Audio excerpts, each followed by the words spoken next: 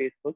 So good afternoon, everyone. Welcome to this session of Coffee with Ashish. And today we have a very special guest with us, Ritu Mehrotra from Booking.com. But before we introduce her, as always, we always discuss the context and what's been going on in our previous sessions. And, among all categories, we spent a very little time on hotels. If you remember, when we had a discussion with Neelu from HRS, that hotel in itself is such an intimate experience for any traveler, whether it's corporate or retail, that sometimes we only talk about flights, packages, and we miss out on how important hotel as a category is. And you would remember that although we will talk a little bit about how Booking.com originated and how it's become now one of the largest platforms for hotel distribution, among other things it does. But in the early days, in the late 90s and early 2000s, you would recollect that when this whole concept of meta search and aggregation of hotel lodging and accommodation started, there was a lot of issue around the trust because people would typically have a look at certain images. I mean, some of those properties would be unverified, and you might remember that sometimes you go into that property and your reservation is not confirmed, and you face all these kind of issues. And I have like always a small cartoon to sort of show you the kind of issues you face. That you always see a small window of picture of a hotel room, and when you go there, you realize that picture is there in the hotel room, but that's not the hotel room. That's also a picture in that hotel room. So these kind of challenges used to exist. I mean, before people like Booking.com started, and they start to structure and organize this market. And I was reading about Booking.com. I don't know how many of you know that it actually originated in Netherlands, and this is in fact the first homepage screen of Booking.com back in '96 when it was started. And it's been a quite a journey from there when the founder, actually was trying to book hotels in Amsterdam and Netherlands, and he couldn't. Only in US, Hilton.com was doing it. So that's how the origin started of this whole concept. And fast forward, if you look at it now, I mean, Booking.com, it's spread its wings across the board, right? It's now part of the larger Booking holdings, which gets traded on Nasdaq, S&P 100 and 500 indices. And now Booking.com actually contributes almost 80 to 89% of entire Booking holdings gross profit. And it does almost 1.5 million room nights every 24 hours in over 125,000 destinations. Obviously, these numbers are pre-COVID, so just with a pinch of salt. And now it's got over 1.7 million properties worldwide. And in last year, by May 2019, the company reported more than 5.8 million home listings as well. So now the focus is also around vacation rentals, which Airbnb and other companies sort of picked on it. But Booking.com was a pioneer in many ways, who started it. And our esteemed guest today, Ritu Mehrotra, has been in the helm of affairs when we talk about the Indian subcontinent. She's the country manager for India, Sri Lanka, Maldives. And, her background is pretty immaculate. If you look at, she's done her master's from Indian Institute of Foreign Trade, and she's got multiple certifications and programs in management. She's done from the prestigious Harvard University and Harvard Business School. She also used to work with Pacific Global, Mahindra Biswicon, and Zomato. In Zomato, she was vice president of global growth, where she formed the entire team from ground up. And she's also been an entrepreneur. So in 2015, she founded Green Plate, which was an e-commerce website for organic healthy meals in the US. So she's got that mix of entrepreneur come entrepreneur in her.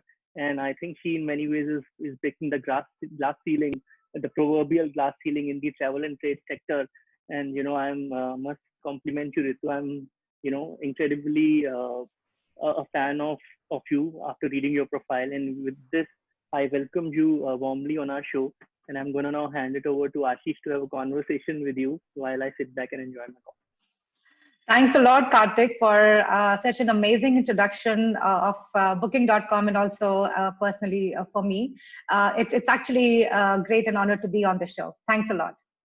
All right, Ritu. So how's your coffee? It's good. Actually, I'm having tea, Karthik. All right. So if you look at India as a source market, right? and obviously great numbers, great aspirations for India as a source market pre-COVID. But come COVID, right? How does Booking look at India market, and where do you see the market picking up over the next 2 years and so on? So what's your general overview? Thanks, Ashish. So if I was to look at India particularly, I mean, India is a very, very important market. And purely, we are 1.3 billion people. Our domestic consumption is very high. So I think all these factors, and people in India are traveling, and they're not just traveling domestically, they're also traveling internationally. And if you look at the statistics, India is about 10th outbound destination today. But at the pace it was growing, and I would say pre-COVID, was actually much faster than a lot of other parts of the world. So India is an important market, absolutely. Now, different countries are in different stages and phases of COVID. And how it will impact India is yet to be seen, to be honest with you. And but I still feel that given all the macro factors that I just mentioned about GDP growth and credit to GDP ratio, and other consumer demand and so on, I think it's still a very positive story from that perspective. Yeah, but as I said, right, different countries are grappling with different stages of COVID at this point in time. It's very difficult to say when sort of the transition starts to happen. Right. But if you have to objectively look at what you hear and what you read about the countries in various stages of COVID, and as far as the Indian outbound traveler is concerned, what do you forecast for the next 12 months? What markets opening before, later, in various stages? What do you see the growth? Because that's been a question which has been haunting many of us when we make our business plans. I mean, should we look at Southeast Asia? Should we look at this? Should we look at that? So on. So what do you see? So, as I mentioned, right, and a lot of countries are still under lockdown, Ashish. And also, I feel that when things get better, people would want to travel more domestically rather than sort of moving borders. And also, I think for a lot of countries, even borders are sealed, and including ours. So, but the countries that have opened or they have sort of relaxed the rules a little bit, we're already seeing a spike in travel. And I think that's also purely because, people have been staying at home for a very long time and they all want to go out. But if you look at China, for example, right? So the long weekend that was last week, there was already an upsurge in sort of travel.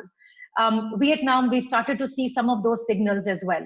But it's very difficult to say that, look, when will the, global borders will be ready and open for travel? And even when that happens, I think it will be more domestic that will come sooner than outbound in my mind. And even we are gearing up for those kinds of things as well domestically. Right. So we'll come back to domestic, but I stay on the outbound for a moment.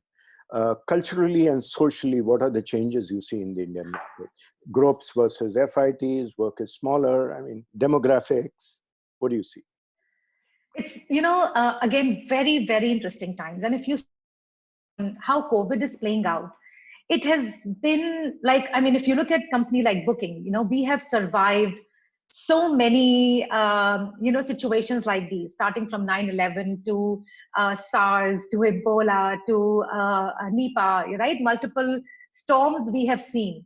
But if you look at them and then you compare that to what's happening today with COVID, it's actually much higher, impact that we will see overall, economically for the markets, and also I think for the country. So it's difficult to sort of pinpoint that how that will change, and it will change for sure. So, for example, you said that even today, while in certain parts of even India, right? So, for example, Goa is COVID-free state, but even there you cannot have large gatherings even today. So I feel that travel and in general lifestyles will change. I'm a person who checks pollution every morning, and it's so interesting. We are sitting on 6th May today, and look at the pollution levels of our country, and look at the weather of our country. So I think somewhere sustainability will kick in as well.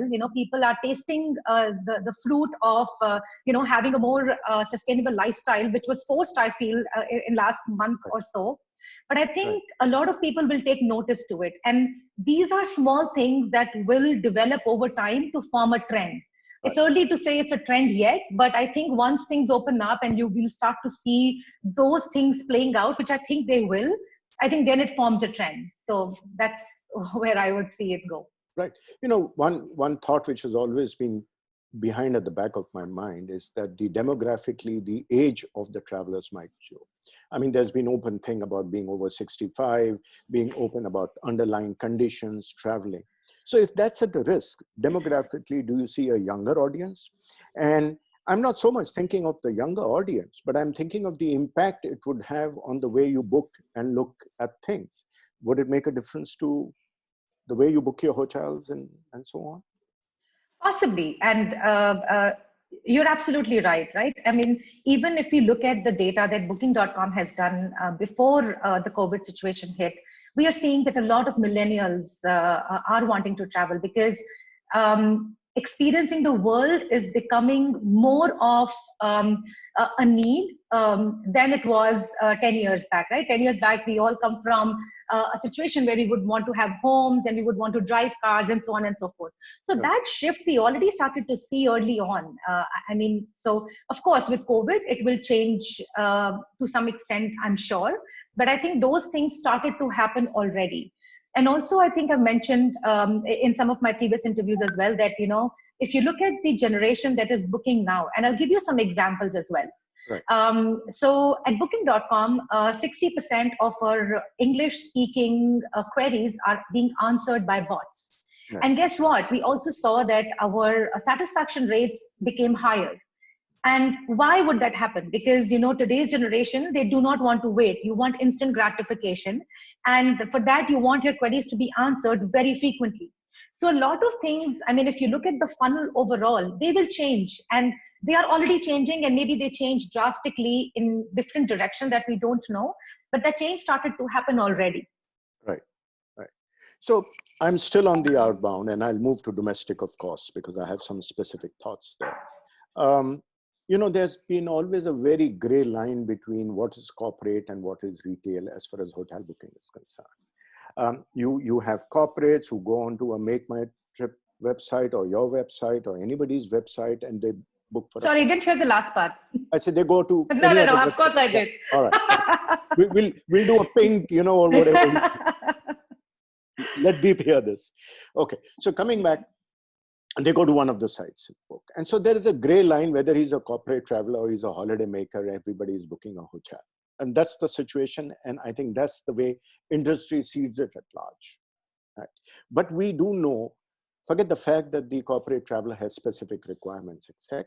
But this huge amount of corporate travel market is neither booked by the TMC, even if it's booked by the TMC, right? It's certainly paid out from a per dime, which Reserve Bank of India allows you to pay. So if I'm allowed $250 a day and my hotel is $100, I'll go there and pay cash on the front. So when that happens, this money doesn't get routed by the Indian banking channels, and the revenues does not sit in the Indian landscape, should I say. Forget the fact then the government of India loses its GST on it. Forget the fact that the 5% which was coming as a tax later on the outbound, leave all that part out to it. What is that percentage which you clearly define as a corporate travel percentage of booking, and what do you define as a retail booking, which is everything else? And secondly and last, Ritu, what do we do to actually institutionalize this process so that the Indian companies benefit, and as a result, the market grow? And I'm asking this question today because we are starting from scratch, literally, all companies. Very interesting question as well. And look, so as Karthik mentioned early on, so we're a part of holdings company, and it's difficult for me to give you any specific details or data around the type of segments and the type of user. But I can give you a little trend, and I will try to answer this in a different way. Right. So if you look at the overall travel market, and you very rightly said that, you know, corporate is a large segment as well. And I think one thing that is common between corporate or leisure or anything, and I think that's one of the reasons players like booking.com was able to make this big globally, was the transparency of the service and convenience. I think those are two things that will top the, if I have to do the need analysis of a person or a company. And so I think those are two things that will drive the future businesses as well. So as long as I have the transparency, that, that, okay, how many people within the corporate segment are going, and what their spends would look like, and do they have the right options, and how can they sort of tailor their searches by the maybe per diem or whatever that you are giving, so on and so forth. And I think those are things that also fall very, very beautifully in the leisure segment. The kind of supply or the choice that you get on a platform like ours, or, that is what has made us popular, that, okay, we have the breadth and the depth of supply. And also, when I say transparency to the last T, right? That how much do I see versus what I pay?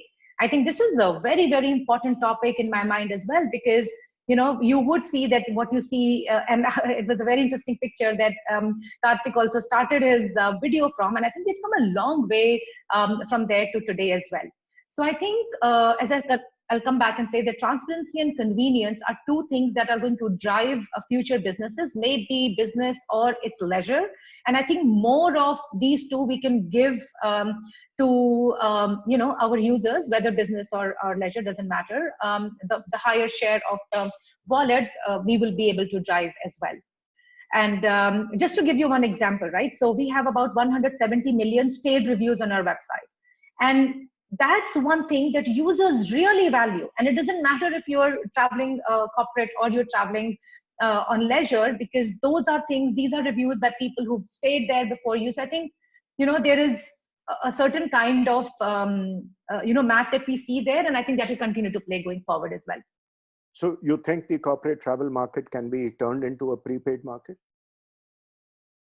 Just as leisure is, you actually pay here, you pay by card, or you pay by whatever when you book. Look, I am wary about saying this, because eventually it is the consumers who decide that. And if you start a service that the users and consumers don't like, Ashish, you and I may love to have that, but if that doesn't work with the users, it's good for nothing. So I would say that, and we are a very heavily user-centric company. Most decisions are taken that into consideration. So difficult for me to answer in a yes or no, but I would say that it will really depend on how users and consumers will view it and would want to see it and would want to actually interact with. And that is what will define the future course of business. So my underlying thought will remain that the larger TMCs, at least, and I use the word larger because probably they've got the bucks to be able to innovate on technology, must actually spend quality time in developing platforms where they can get a corporate traveler to be enticed to doing that, be it rating, be it whatever you are wanting to do. They're able to do it either from the self-booking tools, or they're able to do it from the way they are able to do it. And I think there's a huge volume waiting for the Indian market to tap if this was to happen, rather than fighting, if I may use the word, to acquire a customer for the hotel booking, which is a bloodbath, or at least was a bloodbath pre-COVID. I don't know what happens now. And I bring you back now to the domestic market.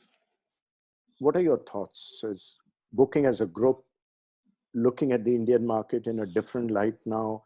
Domestic hotels, investing in India, growing that market in a bigger perspective, now that you yourself said that domestic will gear up first and so on? So I think, again, I'll clear this, that any conversation, whether it's India or anywhere in the world, again, boils down to how users are reacting. And to give you examples, so as soon as, we saw that there was COVID impact on different parts of the world, first thing what we did was we started to relax our policies, right? How can we give more flexible policies to our customers? How can we make sure that if they've booked through booking, there is ease of cancellation, refunds, because that's what people were really worried about. And I think going forward for foreseeable future, those are things people would want to see and have. And absolutely, I think even from India perspective, one of the reasons I feel that, Booking.com has a place that it is today in the country, which is, is because that, we give that kind of flexibility to our customers and our partners, both. So I think that will stay true, Ashish, and we will continue to do that. And that is one thing that will not change. Now, things that we are considering and that may change will be that, as I said earlier on, right? People still might, and I'm using the word might because, again, it's user behavior, it can change anyway, but we feel that, look, domestic might come back sooner. Then can we give our customers ability to go close by, near home destinations or near shore destinations? And what is it that they would like to do if they're going there for one night, and can we package things around? So, we work something like staycations, we call it at Booking. So I think those are the differentiated things that we will continue to do. Other thing is, and again, I'm going to touch upon the point that you talked about earlier. You don't need a credit card to book a booking at booking.com, to do a booking at booking.com. So again, that's a part of, giving that flexibility to our partners and our customers as well. So I think those are things that we are still going to continue to do. And in some form, as I mentioned, we will have certain different types of tourism, and we are monitoring very, very closely as well. Right. So when you look at tourism, and I'm talking to you as a representative of a very large group, and I've been talking to Indian leaders and Indian companies and the government in some manner, that obviously a hygiene factor, responsible tourism, etc., will have to come into play today, now that you're scratching, right? Safety So if you look at our monuments across, the government of India has a CSR scheme going, which is a corporate social responsibility. A certain percentage of your monies have to be spent on a certain pre-chosen responsibility. How do you react if I say, whether you're an airline or whether you're a hotel group or whether you're a tour operator, as long as you're connected to the travel and tourism ecosystem, a certain percentage of that CSR money would be necessarily have to be invested in the infrastructure of putting hygiene and our monuments cleaner, more amenities in it, so that what we have is a smarter landscape ahead of us. How would Booking react to it? I think that's a very, very pertinent question, and Booking has been at the helm of it. And I'll answer it slightly differently, right? I don't think it's just the monuments. Why not villages in Leh and Ladakh? Why not a village in Chamba, right? I mean, the reason why people travel in India are different reasons, right? And I think you raised a very, very important point of sustainability as well, right? I mean, you can only experience the world if it's worth experiencing. And we have taken sustainability very, very seriously. So just to let you know, so Booking runs a program called Booking Booster Program. And for the last 3 years, we have been investing, we've been giving actually non-equity grants to companies. Some of the examples would be a company which is the Global Himalayan Expedition that is actually doing solar lighting in the villages of Leh and Ladakh. And so Booking.com, actually early on, 3 years back, we had a non-equity grant that had gone to that company, and we continued to associate with them. Last year, it was a company called Not on Mad, and they actually preserve villages in Chamba, and they are building a community. And they're giving actually all these villagers another means of living through tourism and travel and so on and so forth. And again, we through Booking Booster initiatives, we have sort of invested in those companies as well. So I totally agree with you, and I think there is more and more sustainable tourism that happens. And I don't think it's just to monuments. I think as long as that money is going into sustainable tourism in some kind and it's attracting tourists globally, I think that's how I look at it. Right. So do I take it Ritu here will whisper in the right ears in Amsterdam or wherever that a certain percentage of monies should be now looked at working in a private government partnership to make it more sustainable for India as a product destination? Because whereas on one hand we are talking domestic will grow, etc., I shudder to think whether we will grow the way we grew earlier, and you will have plastic bottles down the hillside, you will have trash on your beaches, and your monuments having your Sonu loves Monu kind of crawl, which I keep saying. I hope a group like Booking will play a role in driving that.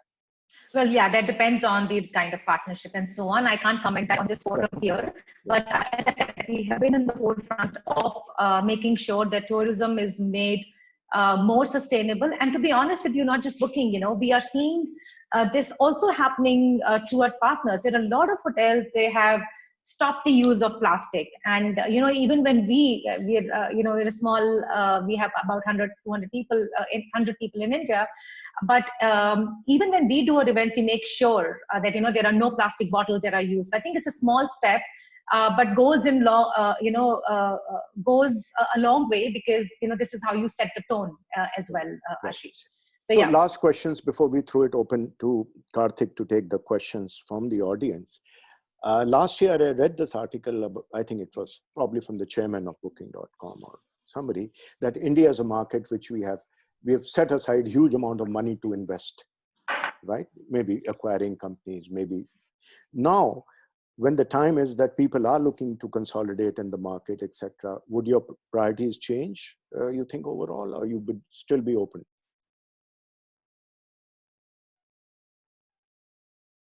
Hello, we are hanging up, I think. Ritu, you there? Ritu?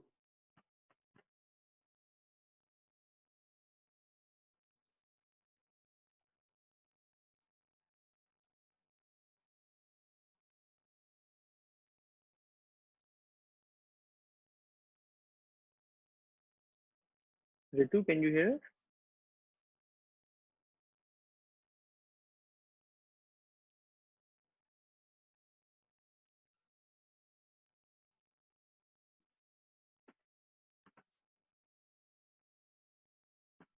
Do you want to give a call to Ritu? Oh, I think she's back. Okay, Ritu. So all I was asking, and not commitments, do you think the priorities would change? Yeah, I mean, look, it's difficult for me to answer that. How will they change? Because we're still in midst of COVID, right? And so we're always looking out, the right kinds of investments and so on. And I think those things always continue, and I think we will continue on that journey. Right. We won't hold you. Just keep your checkbook ready. That's all. All right, Karthik, over to you for the questions with the audience. Thanks, Ashish. Thanks, Ritu. I mean, I'm personally very motivated and inspired just by the positive vibes you give out. So I think we're all very, the audience is also asking me a lot of questions. So if I can just consolidate and bundle them. So one thing they're asking is that in the post-COVID era, do you see a lot of protocols and compliances which would be implemented on the hotel side around social distancing, hygiene, sanitization? And how would, since you mentioned the end user experience at the center of what you do, how would you give comfort and confidence to the end consumer that this hotel is a verified hotel with these kind of compliances and real-time checklist is there, and they can, like you have those options of wireless, all those things. Then do you have these kind of new user experiences also coming out in post-COVID? I think it's a great question. And I think industry is going to be working through these. As I said, right, it's still about a month and a half that we are, or 2 months that we're in this situation. So our global teams absolutely are working in terms of how can we enhance our user experience and especially show them what they would like to see. And I'm sure post-COVID era, sanitization, sustainability will definitely be things that our customers would be looking at. We don't have anything yet which is being launched, but we have been experimenting in bits and pieces globally. So just to give you an example, we were experimenting with Properly, which is a sanitization company, but I think we are a test and run company, and we will do multiple tests and see what's the best for the users and our partners, and it's also sustainable, and we can scale it as well, right? So those are things that are very, very important. And one thing which is also important is that if we say that, look, it's sanitized, then we have to also take that responsibility. Sure. So I think it's a loop that's very important to close, and we are working through through that right now. Sure. And just the last question in the interest of time, that how do you see the split between, organized hotels versus, vacation rentals and at home guest houses, sort of Airbnb kind of vacation homes? How do you see the split between the organized lodging and semi-organized and informal lodging, for lack You of a mean better word. B&B, right? So yeah, bread Yeah. and breakfast. Yeah, okay. So look, I think pre-COVID, as I think you also started, that we have been the pioneers when it comes to alternative accommodation. And just to give you perspective, in India itself, we have 23 different kinds of accommodations and places to stay, right? Starting from resorts to a beach house to B&Bs and you name it. Now, as we come back into sort of traveling again and going to places, we still need to capture that trend that, okay, what is it that users are now looking for? Are they finding hotels more safer, or are they finding, alternative accommodation, hostels or other places safer? So I think that trend is yet to emerge. It's early days and it's difficult for me to pinpoint that, hey, this is what we see, etc., because most countries are still under lockdown. So, but as and when it comes up, we'll be very happy to share with you as well. And we are keeping a very close watch there also. Okay, great. Ashish, do you have any closing remarks before we conclude? No, other than that, continue to look at India in a market to grow the demand, to grow the market. And we all look forward to working together on this. Absolutely. Same here. We're looking forward to that as well. Thank you very much for having me. Thanks so much, Ritu. Really pleased Thank to have you. you. Thanks everyone for joining in, and we'll see you next week on our session. Thanks. Have a good day. Bye-bye.